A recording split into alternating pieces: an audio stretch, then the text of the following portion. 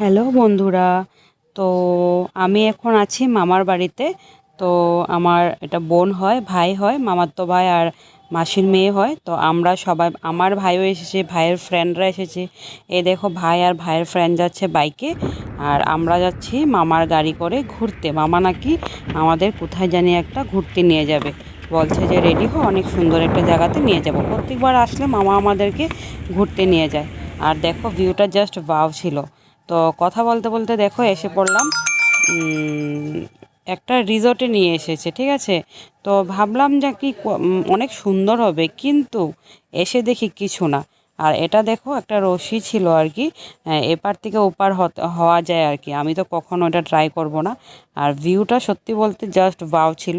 আর specially ঠান্ডা দিনে নাকি সকালে ভোরে খুব ভালো লাগে আর কি এই জায়গাটা দেখতে। আর খুব খিদে পাচ্ছিল, কিছু খাওয়ার মতন ছিল না, মানে স্পেশালি আমাদের খাওয়ার মতন ছিল না। তো আমরা সবাই কিছু অর্ডার করিনি, কি আর করবো, ম্যাগি স্যুপ অর্ডার করেছি। তো এখন হলো আমাদের যাবার পালা। তো লাস্ট তোমাদেরকে রিসর্টটা দেখিয়ে দিচ্ছি। আর সবসময় পজিটিভ নিতে হয়, তাই না বলো? সবসময় যে ভালো হবে এটা কি কথা বলো?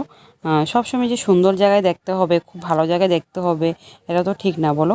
আর তার জন্য পজিটিভই নিলাম, যে না ঠিক আছে, ভালোই গেল দিনটা।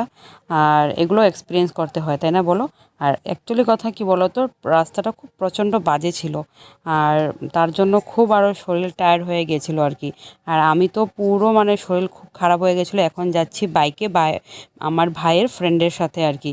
ভাইকে বলছিলাম যে খুব আস্তে আস্তে চালাও, রাস্তা খুব বাজে ছিল আর কি। মানে কি আর বলবো, শরীরও খারাপ ছিল। তো ঠিক আছে, ভিডিওটা আর কন্টিনিউ করবো না। দেখো রাস্তাটা কীরকম বাজে ছিল রাস্তা, মানে খুব ভয় লাগছিল আর কি। আর ঘরে গিয়ে ভিডিওটা আর কন্টিনিউ করব না। তো ঠিক আছে, ভিডিওটা ভালো লাগলে লাইক কমেন্ট শেয়ার করে দিও তোমরা। তো দেখা হচ্ছে নেক্সট ব্লগে। শরীর প্রচণ্ড খারাপ গাইস আমার, কি আর